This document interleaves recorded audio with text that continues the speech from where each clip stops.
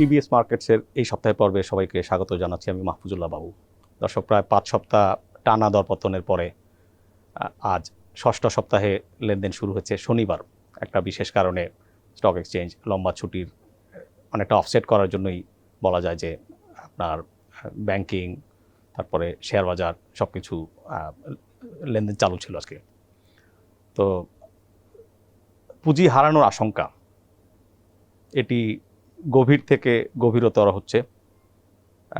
অ্যানালিস্টরা বলছেন যে ফান্ডামেন্টাল ফ্রন্টে আসলে দুঃসংবাদ এত বেশি নেই, বরঞ্চ যে সবচেয়ে খারাপ সময়টা আমরা পার হয়ে এসেছি বলেই আশা করা হচ্ছে। কিন্তু শেয়ার বাজারে দরপতন থামছে না। কেন এরকমটি হচ্ছে? আজকে আমাদের আমন্ত্রিত অতিথি ইনভেস্টিড অ্যাসেট ম্যানেজমেন্টের এমডি অ্যান্ড সিইও জনাব ইমরান হাসান, আমরা তার কাছ থেকে শুনবো। ইমরান ভাই, স্বাগতম। ধন্যবাদ ভাই। ইমরান ভাই, একটা লেভেলে কনসলিডেট করছিল, বাট এই যে আমরা দেখছি যে 5 সপ্তাহ টানা দরপতন, এবং বৃহস্পতিবার আমরা দেখলাম যে একটা মোটামুটি সবগুলো সাইকোলজিক্যাল থ্রেশহোল্ডের নিচে অনেক বছর পরে, প্রায় 4.5-5 বছর পরে সূচক নেমে আসছে, এবং ব্লু চিপ শেয়ারগুলো থেকেও আসলে পুঁজি খোয়াচ্ছেন। আমি বলছি না যে ব্লু চিপ শেয়ারে আপনার ক্যাপিটাল ইরোশন হবে না, বাট একটু কি আনএক্সপেক্টেড কিনা বিষয়টা? হ্যাঁ, আনএক্সপেক্টেড আসলে, মানে বেশ অনেকটা আনএক্সপেক্টেড। আপনি দেখেন নভেম্বর থেকে মোটামুটি ফেব্রুয়ারি মার্চ পর্যন্ত মার্কেট খুব একটা টাইট রেঞ্জের মধ্যে ছিল। আমরা যদি বলি 5,100 থেকে মানে 200 পয়েন্টের একটা রেঞ্জ আপ অ্যান্ড ডাউন। এর থেকে মার্কেট 5,200 সামথিং পর্যন্ত ম্যাক্সিমাম ছিল, নিচেও 5,000-এর নিচে মার্কেট নামে নাই, 5,000 প্লাস পয়েন্টে ছিল আর কি। ওইটা একটা খুব কনসলিডেশন, যেটা বলা যায় মার্কেট একটা কারেকশনের পর একটা লেভেলে এসে সেটেল ডাউন হচ্ছে, আর পড়ছে না, খুব একটা উঠছেও না, মানে হচ্ছে বায়ার এবং সেলার একটা ইকুইলিব্রিয়ামে চলে আসছিল, একটা ব্যালেন্স পজিশনে চলে আসছিল।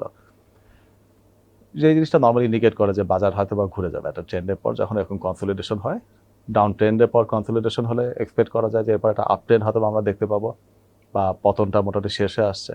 উল্টা আপ ট্রেন্ডের পরও হলে আমরা মনে করি যে বাজার হয়তো একটা কারেকশন। মাঝখানে ট্রেজারি নিয়ে একটা কেউ আশঙ্কা করছেন, বাট বেশিরভাগই এক্সপেক্ট করছেন যে ট্রেজারি হয়তো, যে আপনারা এক্সপেক্ট করছেন যে হয়তো যে রিসেন্ট যে হাই ছিল তার উপরে আর যাবে না। হ্যাঁ, তো বাজারে আসলে মানে বাজারে যে কারেকশনটা ছিল এটার বা অনেকদিন ধরে বাজার উঠতে পারছিল না, সেই সময়টা আমি যে পিরিয়ডটা বললাম নভেম্বর থেকে ফেব্রুয়ারি মার্চ পর্যন্ত, এটা আসলে মানে কারেকশন হওয়ার পিছনে বা না ওঠার পিছনেও কারণ, যথেষ্ট কারণই ছিল। আপনি বললেন ব্যাপারটা যে ট্রেজারি রেট অনেক হাই ছিল, যেটাতে আমরা অনেক কনসার্নও ছিলাম, এখনও হাই আছে ইনফ্যাক্ট, এবং সবার একটা টেনশন ছিল আর কতটা বাড়ে ট্রেজারি রেট, বা ওভারঅল ম্যাক্রো ইকোনমি নিয়েও একটা দুশ্চিন্তা, সবার মধ্যে একটা অস্বস্তি কিছুটা হলেও ছিল।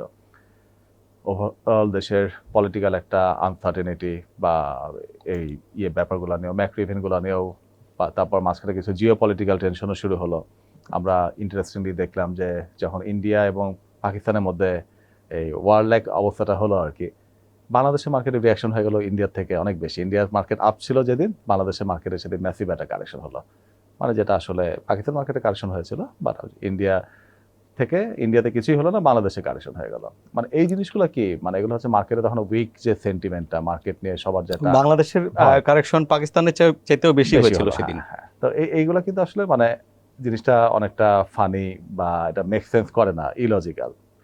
কিন্তু উইক মার্কেটে যেটা হয়, তখন খুব ছোট কিছুতে দেখা যায় মার্কেটের আন্ডারলাইং ইয়েটা যখন উইক থাকে, দুর্বল থাকে, ছোট জিনিসের ইম্প্যাক্টটা খুব বেশি হয়।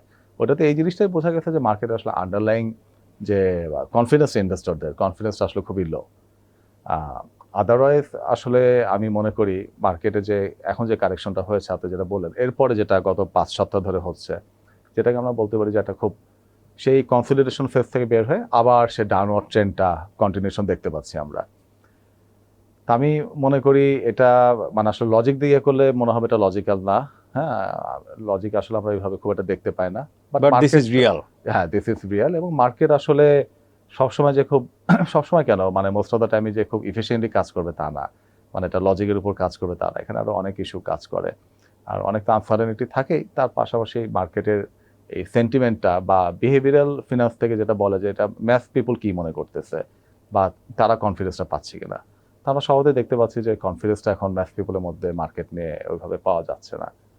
আর যখন একটা ডাউন ট্রেন্ড বা আপ ট্রেন্ড, যে কোনো ট্রেন্ড শুরু হয়, নর্মালি দেখা যায় ট্রেন্ডটার কন্টিনিউশনটাই স্বভাবতই হতে থাকে। মানুষজন যে গত 3 দিন ধরে মার্কেট পড়ছে, আজকেও দেখা যায় তখন তারা মনে করবে যে মার্কেট পড়ার সম্ভাবনাটাই বেশি।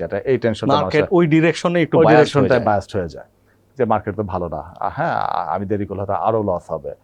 কিন্তু এই ডিরেকশনটা চেঞ্জ হয় কখন? চেঞ্জ হওয়ার জন্য আসলে একটা ক্যাটালিস্ট দরকার হয়, একটা প্রভাবক লাগে, যে যেটা এসে এটা অনেকটা নিউটনের ল অফ মোশনের মতো, যে গতিশীল বস্তু সবসময় গতিশীলই থাকবে যদি না কোনো এক্সটার্নাল ফোর্স এটাকে বাধা না দেওয়া পর্যন্ত, তো বা স্থির বস্তু স্থিরই থাকবে। তো যাই হোক, তো এখন এক্সটার্নাল ফোর্সটা এইসব ট্রেন্ড রিভার্সালের ক্ষেত্রে দরকার।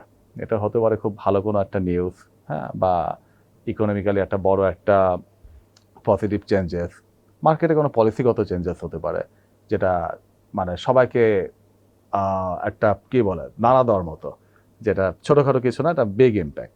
তো এই জায়গাগুলোতে আমি মনে করি যে অনেক সময় পলিসি লেভেল থেকে অনেক কিছু করার সুযোগ থাকে, অনেক সময় ন্যাচারালভাবেই হতে পারে যে ইকোনমিতে একটা মেজর ভালো চেঞ্জ হলো, বা গ্লোবালিও ভালো কোনো চেঞ্জ, সেটারও ইম্প্যাক্টও হতে পারে। তো এইটার জন্য আসলে না হওয়া পর্যন্ত ট্রেন্ডটা খুব সহজে চেঞ্জ হয় না। আরেকটা জিনিস হচ্ছে, আমি মনে করি মার্কেটে এখন যে কারেকশনটা হচ্ছে, সাপোর্ট দেওয়া নিয়ে অনেকে অনেক কিছু বলে থাকে, যে সেল যারা করতেছে এদের ধরেন, হ্যাঁ No. হ্যাঁ, বা এদেরকে আটকান, বা গভর্নমেন্ট থেকে ফান্ড দিয়ে মার্কেটটা সাপোর্ট দেন। আমি মনে করি, মানে এটাতে অনেকে আমার সাথে দ্বিমত পোষণ করবেন এবং অনেকে আমি এটা বলার জন্য তার রাগও করবেন, আমি মনে করি সাপোর্ট জিনিসটা থাকা উচিত না। কারণ আমি অ্যাজ এ ফান্ড ম্যানেজার অনেক সময় এটা ফেস করেছি। আমার কাছে মনে হচ্ছে যে মার্কেট হয়তোবা, আমি ইনভেস্টরের বিনিয়োগ প্রোটেক্ট করার জন্য, আমি এখনই মার্কেটের কথা বলছি না, আগের কথা বলছি, যে মনে হচ্ছে যে মার্কেটে কারেকশন হচ্ছে, আরও কারেকশন হতে পারে, তো আমি কিছু এনক্যাশ করে ফেলি। এটা আমার কল, এটা নট লাইক আরেকজনকে করতে হবে। আরেকজনে মনে হতে পারে তখন যে না, কেনা দরকার। এখন এনক্যাশ করতে গেলে দেখা গেল হয়তো রেগুলেটর থেকে এটাকে ভালোভাবে দেখছে না, বা ফোন দিয়ে বলছে যে আপনারা সেল করছেন কেন।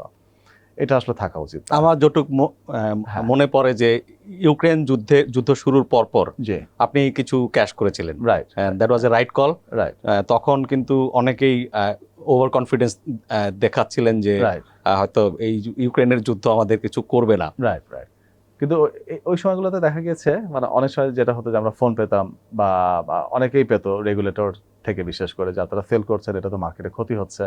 হ্যাঁ, তো এটা এখন আর হয় না, এটাই মনে করি ভালো দিক, এটা হওয়া উচিত না। একইভাবে জোর করে বাই করানো, যে আপনাদের ক্যাশ আছে, আপনি বাই করেন।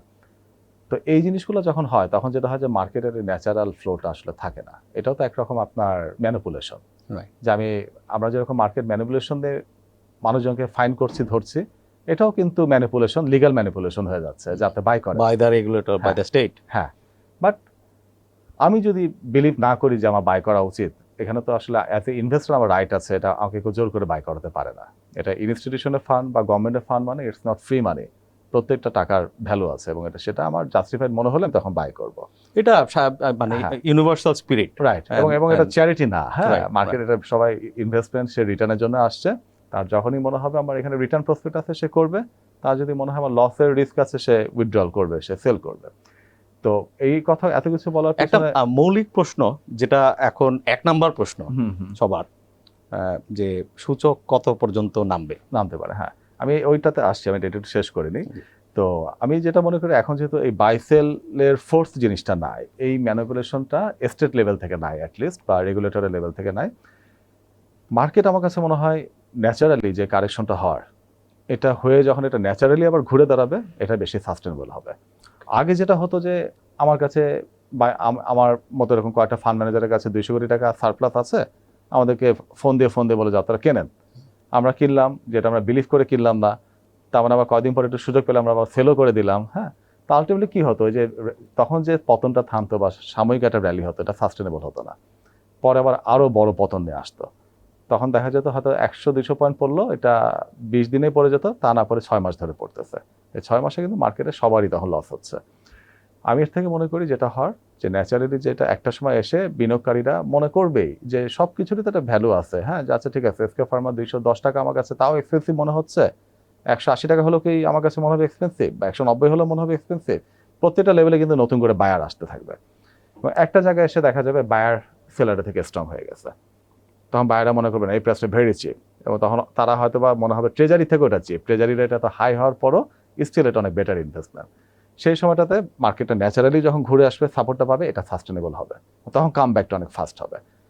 তো এটা আমি মনে করি এখন এটা যেটা যেটাকে হচ্ছে natural ন্যাচারালি support। আসুক, হ্যাঁ সেটাই ভালো। এবং আমি পার্সোনালি মনে করি মার্কেট অনেক চিপ আর আগে থেকে ছিল, এখন আরো চিপার হয়ে গেছে। বাট যেটা বললাম যে মার্কেট তো সবসময় রেশনাল থাকে না, তো এটা আরো চিপার হবে কিনা বা এখান থেকে শার্পলি ঘুরে আসবে কিনা এটা উইথ টাইমই আমরা দেখতে পারবো। এখন ব্যাপারটা মোর লাইক সাইকোলজিক্যাল ইভেন্ট হয়ে গেছে দেন ফান্ডামেন্টাল। আর এরপর আপনার যে প্রশ্ন আপনি বললেন জি, যে কোথায় মার্কেটটা আসতে সূচক পারে, কত কোথায় আসতে পারে, পর্যন্ত হ্যাঁ নামতে পারে? এটা তো আসলে সত্যি কথা বলতে আমরা কেউ জানি না। তো আমরা অনেকে টেকনিক্যাল অ্যানালিস্টরা তারা যেটা নর্মালি সাপোর্ট রেজিস্ট্যান্স দেখে বা ট্রেন্ড লাইন দেখে বা বিভিন্ন টেকনিক্যাল ইন্ডিকেটর দেখে তারা একটা ফোরকাস্ট করেন। বাট আমি মনে করি এখন আপনি যেটা বললেন যে মার্কেট এখন 4.5 বছরের মধ্যে সর্বনিম্ন অবস্থাতে, তো এই ক্ষেত্রে যে সাপোর্ট লেভেলটা থাকবে সেটা 4.5 বছরের আগের সময়কার সাপোর্ট লেভেল। তো এত বছর আগের সাপোর্ট লেভেল আসলে এগুলো খুব একটা স্ট্রংলি বা রিলায়েবলি কাজ করার মতো না। তো আমি এই ব্যাপারটাতে আমি নিজে আসলে মনে করি না এটা এইভাবে ফোরকাস্ট করা যায় যেটা কোথা থেকে ঘুরবে। এটা কালকে থেকেও ঘুরে যেতে পারে, আরো 10 দিনও কারেকশন হতে পারে, উই ডোন্ট নো। বাট আমি যেটা বলতে পারি আমার কাছে, আমি পার্সোনালি যেটা বিলিভ করি যে মার্কেট এখন অনেক স্টক এখন ভেরি চিপ, মানে কিছুদিন আগেও চিপ ছিল, এখন আরো চিপার। এবং এটা ইনভেস্টমেন্ট হিসাবে কেউ যদি 3 বছর হরাইজন চিন্তা করে ইনভেস্টমেন্ট করে, ইভেন 1 বছর হরাইজনও চিন্তা করে, আমি মনে করি অনেক স্টক খুবই লুক্রেটিভ প্রাইসে আছে। সে ভালো রিটার্ন পাওয়ার সম্ভাবনাটাই খুব বেশি, মানে আমি বলবো না যে সে পাবেই, কারণ শেয়ার মার্কেটে গ্যারান্টিড রিটার্ন গ্যারান্টেড বলে কোনো কিছুই নাই আর কি। বাট সম্ভাবনা নিয়ে আমরা কথা বলতে পারি, প্রবাবিলিটি নিয়ে বলতে পারি। এখন আপনার একটা ফ্রেশ ফান্ড 100 কোটি, জি তো আপনারা ভালো আছেন বিকজ আসলে খুব ডাল অ্যান্ড বোরিং ডিসকাশন হতো ট্রেজারি নিয়ে, কিন্তু এখন ইন্টারেস্ট রেট কি জিনিস বা এই যে অ্যাসেট অ্যালোকেশনের ইম্পর্টেন্স কি, যারা সব টাকা ইকুইটিতে রেখেছিলেন কনফিডেন্স দেখিয়ে তাদের ক্যাপিটালাইজেশন হচ্ছে অনেক, Right. কম্পারেটিভলি আপনারা 10-12-13% একটা রিটার্ন, সেটা যখন অ্যাসেট অ্যালোকেশন করেছেন Right. ট্রেজারি আপনাদেরকে অনেক বাঁচিয়ে দিয়েছে। এটা সত্যি, মানে ট্রেজারি নিয়ে আলাপ করতে আমাদের কাছে ভালো লাগে না। আসলে আমাদের বেশিরভাগ দর্শকই যারা আছেন তারা শেয়ার মার্কেটের প্রতি তাদের প্যাশন আছেন, আমার নিজেরও প্যাশন আছে আসলে। বাট কিছু কিছু সময় যেন আমরা যেটা করেছি আমাদের ফান্ডে, আমাদের ইনভেস্টেড গ্রোথ ফান্ডে আমরা মোটামুটি খুব কাছাকাছি অ্যালোকেশন ট্রেজারি এবং ইকুইটি মার্কেটে। হ্যাঁ এখন রাইট নাও এখন 50-50। হ্যাঁ 50-50 কাছাকাছি, মানে 50% আমরা বাই রেগুলেশন রাখতে পারি না, বাট ট্রেজারিতে আমরা ম্যাক্সিমাম আমাদের 40% রাখতে পারি। তো সেটার খুব কাছে আমরা হিট করে ফেলছি, ম্যাক্সিমাম যতটা রাখা সম্ভব ইয়ে করে। এবং ইকুইটিতে আমরা ফুল 60 এখনো হয়নি, এটা আমরা আস্তে আস্তে বিল্ড আপ করতেছি ইয়ে করে। তো আমি যেটা মনে করি ট্রেজারিও একটা মোটামুটি পিক হয়তো আমরা দেখে ফেলেছি। তো এই মাসে মে মাসে যে অপশনগুলো হয়েছে, মে মাসের অর্ধেক তো পার হয়ে গেল। তো এই সময়টাতে আপনি দেখবেন যে ট্রেজারি আবার কিন্তু বন্ডের রেটগুলা বা বিলের রেটগুলা একটু ডাউনওয়ার্ড ট্রেন্ডে ব্যাক করতেছে। তো এপ্রিল পর্যন্ত আমরা যেমন জানুয়ারি ফেব্রুয়ারিতে আমরা দেখেছিলাম ট্রেজারি রেট একটু কমে আসছিল, আর মার্চ থেকে আবার বাড়া শুরু হলো, এপ্রিলে আরও বেড়ে গেল। তখন একটা ভয় হচ্ছিল এটা কি 13 ছাড়িয়ে যায় কিনা। কিন্তু এখনকার অবস্থা দেখে মে মাসের ট্রেন্ড দেখে মনে হচ্ছে এটা হোপফুলি 13 ছাড়াবে না। এটা ইভেন আমার মনে হচ্ছে যে পিক আমরা দেখে ফেলেছি। আপনার একটা ফ্রেশ 100 কোটি, জি। কোনো আপনার যে রেগুলেটরি ব্যারিয়ার নাই, এরকম একটা প্রেক্ষাপটে যদি আপনার আগামীকাল জি আপনি কিভাবে অ্যালোকেট করবেন? আমি এখন যদি আগামীকাল যদি হয় আমি ইকুইটিতে এক্সপোজার আরও বেশি বাড়িয়ে দেবো, কারণ আমি ট্রেজারি আসলে গত মাস এবং তার আগে মাসে যে ইনভেস্টগুলো করেছিলাম এই মাসে কিন্তু ট্রেজারিতে সে রেট পাবো না। হ্যাঁ অলরেডি অনেক বন্ডগুলার রেট 0.4%, 0.5% করে কমে গেছে এই মার্চ এপ্রিলের ইয়ার থেকে। এবং আমার ধারণা সামনে যে অকশনগুলো হবে, যেমন এই মঙ্গলবার একটা 10 বছরের অকশন আছে, হ্যাঁ তারপর 15-20 বছর অকশন আছে, তার পরের সপ্তাহে মঙ্গলবার, এগুলোতে আমি আশা করি যে রেট আরও ফল দেখতে পাবো। তো 1 মাস আগে 1.5 মাস আগে যতটা লুক্রেটিভ ছিল আমার মনে হয় এই মাসে আমরা সেই রকম লুক্রেটিভ পাবো না ট্রেজারি রেট। সেই সাথে মার্কেটে গত 1-1.5 মাস আগে যে লেভেলে ছিল এখন তার থেকে আরও চিপার হয়ে গেছে। এখন আমি গত 1-1.5 মাস আগে যে স্টকগুলো কিনতাম দেখা যাবে আমি এখন এগুলো এভারেজে 5% থেকে 10% আরও ডিসকাউন্টে কিনতে পারছি। তো আমার দুই দিক থেকেই যেটা হয় আমার মনে হয় ইকুইটিতে এখন এক্সপোজার বেশি নেওয়াটা মেক সেন্স করবে। তো আমি যদি কালকেই 100 কোটি টাকা ফান্ড পাই, আমার ধারণা যে আমি 70%-এর মতো ফান্ড দিয়ে আমি ইকুইটিতে দিয়ে দেব, 30% ম্যাক্সিমাম আমি ট্রেজারিতে দেবো। বরঞ্চ ট্রেজারি রেটটা আমি যদি দেখি যে এই সামনের অপশনে আরও কমে আসছে, তা আমি হয়তো 30%ও দেবো না, 20% দেবো। এই যে 70% যেটা ইকুইটিতে দিবেন, এটা কি এখনকার রেটে আর আপনি যেহেতু একটা ফলিং মার্কেট, হ্যাঁ আপনি ধাপে ধাপে ট্রাই করবেন যে আর একটু কমে পাওয়া যায় কিনা? হ্যাঁ, মানে এখানে আমি যদি জিনিসটা নিউট্রালি চিন্তা করি, যে আমাকে এখানে কেউ কিছু ফোর্স করছে না এবং অডিয়েন্স আমাকে বকা দিচ্ছে না, হ্যাঁ, যে আপনি মার্কেট সাপোর্ট দিচ্ছে না কেন। সাপোর্ট বলে আসলে কোনো জিনিস মার্কেটে হয় না, ইটস নট চ্যারিটি। হ্যাঁ, এবার আমার যদি ওই ইয়েটা থাকে, আমি যেটা করবো এটাকে আমি ধাপে ধাপে কিনবো। কারণ একটা বড় ফান্ড হোক বা ছোট ফান্ড হোক, মানে কেউ যদি আমি আমি অনেকে বলে যে আমার পার্সোনালি অনেকে জিজ্ঞাসা করে, কথা কথা সে বলে আমি ওই শেয়ারটা কিনতে চাই, তা আমি কি করবো, আমি কি কালকে নিয়ে নেব, এরকম করে বলে আর কি। এবং সেটাকে ফান্ডামেন্টাল চিন্তা করে কিনতে যাচ্ছে এরকম কোনো শেয়ার, শর্ট টার্ম ট্রেড না। আমি কি কালকে নিব, এই রেটে নিব? তা আমি মোস্ট অফ দ্য টাইম আমার অ্যান্সার যেটা হয় যে হ্যাঁ, এটা মনে হচ্ছে ফান্ডামেন্টালি স্ট্রং এবং টেকনিক্যালি মনে হচ্ছে যেটা কাম ব্যাক করবে, এখান থেকে আর খুব একটা কারেকশন নাই, ঘুরে আসবে। আর এই যেটা বললাম নাথিং ফর শিওর, তাতে যেটা করতে পারেন আপনি আপনার ফান্ডের যেটা কিনতে চাচ্ছেন আপনি এটা 20% কালকে কেনেন, 20% কালকে কেনেন, স্প্রেড আউট করে দেন আস্তে আস্তে করে। তো বা 30% কেনেন, 3 দিন ধরে আপনি কেনেন আর কি। তো আমি এই জিনিসটা বিলিভ করি, আমিও যদি ফান্ড যেটা পাবো ইকুইটি পোর্শনটা, এখানে আমি সব স্টক আমার কাছে হয়তো বা মনে হবে ফান্ডামেন্টালি আমি হয়তো আইডেন্টিফাই করলাম যে এই কটা স্টক আমি কিনবো, বাট সবগুলো হয়তো আমার কাছে মনে হবে টেকনিক্যালটাও যদি সাথে দেখি যে কোনোটা শর্ট টার্ম আরও কারেকশনের রিস্ক আছে, আমি তখন ওই চিন্তা করে পজিশনটা ওটা একটু ডিলে করে ফেলবো, হয়তো ওটা আমি 2 সপ্তাহ পরের জন্য ওয়েট করবো বা কোনো সিগন্যালের জন্য আমি ওয়েট করবো। তো দুটো কম্বিনেশন করেই আমি চিন্তা করবো তখন পজিশনটা নেওয়ার, এবং এটা একটু ধীরে ধীরেই নিব। ব্যাংকগুলোর শেয়ার মোটামুটি দেখা যাচ্ছে যে খুব একটা ভালো ব্যাংকগুলোর যে কিছুটা একটা স্টেডি চাহিদা আছে। জি এই ডিভিডেন্ড সিজনটা জি to prefer to hold this হ্যাঁ। ব্যাংকিং, লাইক এই যে যেগুলো আমরা টপ টিয়ার ব্যাংক বলি? হ্যাঁ হ্যাঁ, মানে এগুলো আমি পজিশন নিব কিনা? জি। হ্যাঁ, বা সলিড ব্যাংকগুলো তো অবশ্যই নিব, কারণ আমার কাছে মনে হয় যে সলিড ব্যাংকগুলো এখন যেহেতু অনেক দুর্বল ব্যাংক সামনে চলে আসছে, যেটাকে আগে উইন্ডো ড্রেসিং করে বিভিন্নভাবে তাদের ম্যানিপুলেটিভ ডাটা শো করে, বিশেষ করে ব্যাংকগুলোর একটা স্কোপ থাকে প্রভিশনটা দিয়ে, যেখানে তারা মানে খেলতে পারে যে প্রভিশনটা কম দেখায়, প্রফিট বেশি দেখালাম, ঠিক মতো দেখালাম না প্রভিশনটা। তো এই কাজটা করে আমরা আগে দেখে আসছি যে অনেক ব্যাংক তারা হাই প্রফিট শো করতো, তাদের রিয়াল হেলথটা বোঝা যেত না। তা এখন যেহেতু এই ব্যাপারগুলো তো অনেক বেশি গভর্নমেন্টের দিক থেকে অনেক বেশি কনসাস থাকা হয়, বাংলাদেশ ব্যাংক একটা টাফ স্ট্যান্সে থাকে এই ব্যাপারে, আমরা দেখেছি অনেক ব্যাংকের অবস্থা খুবই খারাপ, তাই না? এবং সেই জিনিসটা খারাপ হওয়াতে শুধু খারাপ দেখেছি তা না, এটার ইম্প্যাক্টও পাবলিক পেয়েছে, যে অনেকগুলো ব্যাংকে এখন এফডিআর এর টাকা মানুষ তুলতে পারছে না, টাকা এনক্যাশ করতে পারছে না। তো তারা যত দিন যাচ্ছে এখন তাদের মধ্যে এই জিনিসটা বোঝাটা বাড়ছে যে সব ব্যাংক আসলে এক না, এবং ব্যাংকের রেট মানেই সব কিছু না, কত রেট দিল, হাই রেট হলেই এখানে টাকা রাখতে হবে এমন না আর কি, সেফটিটা খুব ইম্পর্টেন্ট। তো এই জিনিসটাতে মানে সেক্টরের জন্য যেরকম খারাপ, সেই সাথে আবার ভালো ব্যাংকগুলোর জন্য ভালো, যে Right. ভালো মানে এখন একটা সময় মানুষ ওই যে এবিসি ব্যাংকে টাকা রাখতো, যেখানে টাকার এখন আর হদিস নাই, এই জিনিসটা এখন দেখা যাবে মানুষ রাখবে না এরকম ব্যাংকগুলোতে, কম রাখবে, তারা এখন ভালো ব্যাংকের দিকে ঝুঁকে পড়বে। তো ওই ক্লায়েন্টগুলো আলটিমেটলি ভালো ব্যাংকের দিকে যখন ঝুঁকে পড়বে, ভালো ব্যাংকে দেখা যাবে তাদের বিজনেসটা অনেক বেটার হবে।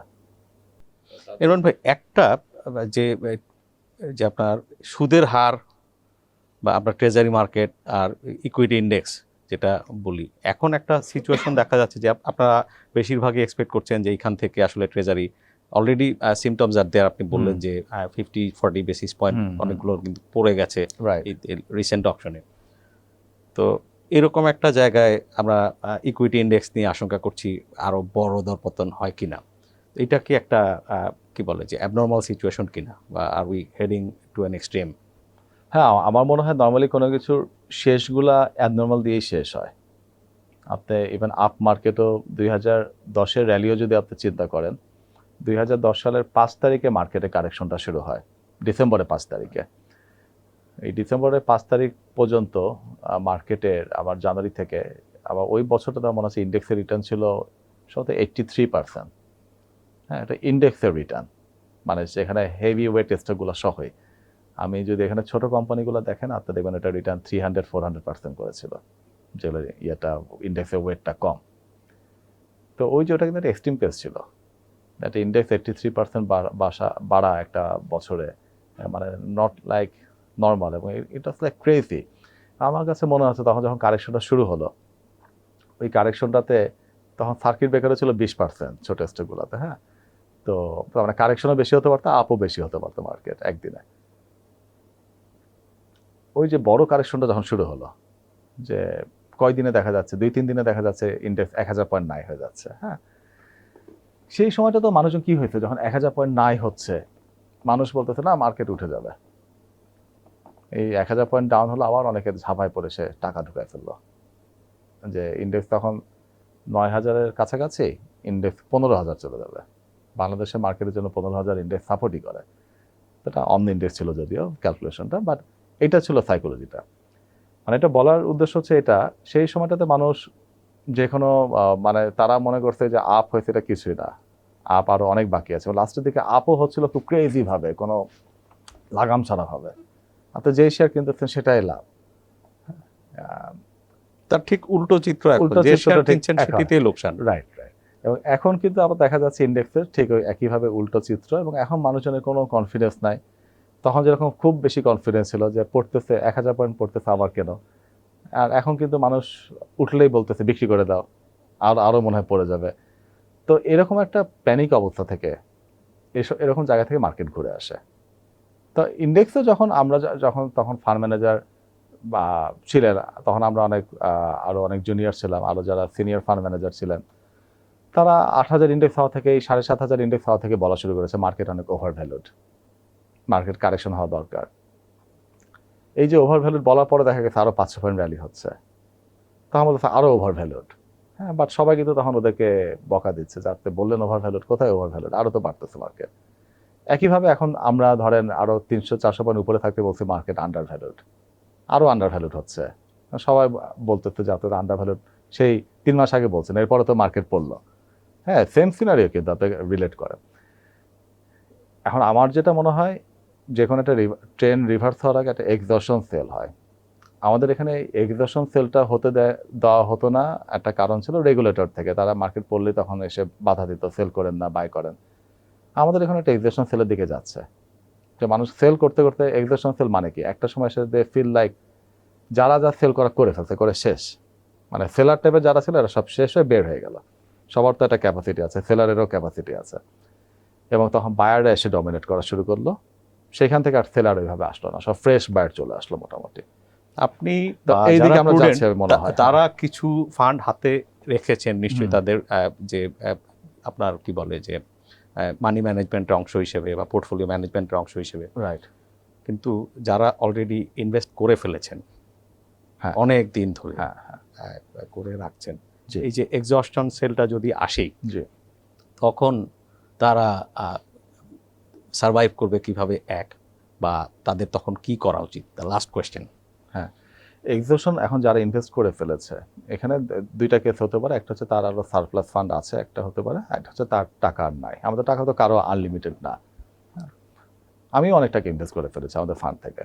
আমি এখন চাইলে যে অনেক টাকা নিয়ে আমি আরো আসতে পারবো তা না। তো আমার মতো অবস্থার মতো লোকই আমার ধারণা বেশি, আর কোথা থেকে ইনভেস্ট করব। তো এই অবস্থাতে আমার যেটা মনে হয়, যদি আরো কারেকশন হয়, মানে প্রথম জিনিস হচ্ছে তার মার্জিন লোন আছে কিনা। মার্জিন থাকলে ভেরি রিস্কি। মার্জিন থাকলে আমি মনে করি সবার মার্জিনটা অ্যাটলিস্ট অফ রাখা উচিত এই সময়টাতে। এটা মার্জিন ট্রিগার করলে মানুষের দেউলিয়া হওয়ার সুযোগ থাকে। আদারওয়াইজ শেয়ার মার্কেট আপনার দেউলিয়া হওয়ার সুযোগ নেই, আপনার লস হতে পারে। মার্জিন একমাত্র দেউলিয়া করতে পারে। তো মার্জিনটা আমি ডিসকারেজ করি স্ট্রংলি। আর সে যদি এমন হয় মার্জিন ছাড়া সে ইনভেস্ট করে আছে এবং তার মার্কেটে আরও কারেকশন হচ্ছে, সে এখানে ম্যাক্স যেটা করতে পারে, আমি মনে করি না এখানে সেল করা কোনোভাবে মেক সেন্স করে। কারণ তার এখানে দেউলিয়া হওয়ার ভয় নাই, তার হয়তো টাইম ওয়েট করতে হবে বেশি। এবং সে তার পোর্টফোলিওটা একবার রিভিউ করতে পারে, তার যে কোম্পানিগুলো আছে এখান থেকে সে কোনোটা শিফট করা মেক সেন্স করে কিনা, পোর্টফোলিও রিশাফলিং তার করাটা বেটার হয় কিনা। সেটা যদি তার কাছে মনে হয়, সে তখন ওই পার্টটা রিশাফল করে স্টক এ বিক্রি করে স্টক বি সে কিনে রাখলো, কিনে জাস্ট হোল্ড করলো সে। আমার মনে হয় তার এখন জাস্ট হোল্ড করাটা বেটার। আর যদি সারপ্লাস ফান্ড থাকে, এভারেজ ডাউনটা আমাদের খুব কমন একটা প্র্যাকটিস। সবাই কিছু হলে বলে যে আরও কিনতে থাকো, আরও কিনতে থাকো। এটাকে আমি সব ক্ষেত্রে সাপোর্ট করি না। এভারেজ ডাউনটা তার তখনই করা উচিত যদি সে ফান্ডামেন্টালি সে খুবই স্ট্রং বিলিফ থাকে যে কোম্পানিটার শেয়ার প্রাইস সে 300 টাকা হওয়া উচিত, 250 টাকা আছে, আরও 20 টাকা কমে গেল 230 টাকা, মানে আরও চিপার, বাট স্টিল এটা প্রাইস 300 টাকায় হওয়া উচিত, সে স্ট্রংলি বিলিভ করে, তখন সে করতে পারে। সেই সাথে আমি মনে করি এভারেজ ডাউন করার আগে তার ট্রেন্ডও দেখা দরকার। কারণ ট্রেন্ডটা যেহেতু ডাউন ট্রেন্ড আছে, সেটা ওয়েট করতে পারে যেটা রিভার্সালের সাইন পাই কিনা আমি, তখন আমি এভারেজ ডাউনটা করলাম। আর এমন যদি মনে হয় যে আমি যে কোম্পানিটা কিনেছিলাম এটা দাম আরও পড়ে যাচ্ছে, আমি ব্লাইন্ডলি এভারেজ ডাউন করা উচিত না। আরও পড়ে যাচ্ছে সে একটু ঘেটে দেখলো, কারণ হচ্ছে কোম্পানির আর্নিং খুব খারাপ আসছে, গ্রোথ খুব খারাপ আসছে, বা ওই কোম্পানির পলিসিগত কোনো চেঞ্জ আছে, তার র ম্যাটেরিয়াল ট্যাক্স বাড়ায় দিয়েছে সে যখন কিনছে তারপরে ঘটনা, তো সামনে তার আর্নিং আরও খারাপ আসবে। সেক্ষেত্রে তার এভারেজ ডাউন না করে তো লস টেক করে ফেলা উচিত, উল্টাটা করা উচিত। যা সব আছে ঠিক থাকলে যদি প্রত্যাশা করা যায় যে এখান থেকে ঘুরতে পারে, তখন অ্যাভারেজ ডাউন করার পরামর্শ। হ্যাঁ, কিন্তু ওইটা ভালো স্টক হতে হবে, কারণ আমি যখন কিনছিলাম তখনের থেকে এখনো সবকিছু ঠিক আছে কিনা, একই রকম আছে কিনা, এটা বুঝেই এভারেজ ডাউন করতে হবে। যদি মনে হয় যে না, ফান্ডামেন্টালি কোনো নেগেটিভ চেঞ্জ হয়েছে কোম্পানির, তাহলে এভারেজ ডাউন না করে সেটা সেল করে ফেলা উচিত, করে আর একটা বেটার একটা স্টক ইনভেস্ট করা উচিত। আপনাকে অসংখ্য ধন্যবাদ ইরমান ভাই। আপনাকে ধন্যবাদ। দর্শক, আসলে যেখানে সুদের হার একটু কমতির দিকে, সেটি প্রত্যাশা করছেন তারা এটা কন্টিনিউ করবে, সুদের হার ফার্দার আর বাড়বে না এখান থেকে, এরকম একটা পরিস্থিতিতে যে শেয়ার বাজারে যে টালমাটাল অবস্থা, ইমরান ভাই বলছিলেন যে এগুলো আসলে এক ধরনের এক্সট্রিমের ইঙ্গিত দিচ্ছে। হয়তো একটা যে বিক্রেতাদের যে সাপ্লাই, সেটি একটা ধাক্কায় বিক্রির পরে হয়তো নিঃশেষ হয়ে যায়, তখন বাজার ঘুরে দাঁড়াবে তার প্রত্যাশা। তো এরকম পরিস্থিতিতে আমাদের পোর্টফোলিও ম্যানেজমেন্ট কেমন হওয়া উচিত, এটা সম্পর্কেও তার কাছ থেকে আমরা শুনলাম। প্রোগ্রামটি ভালো লাগলে লাইক করবেন, শেয়ার করবেন। বিনিয়োগ হোক নিরাপদ।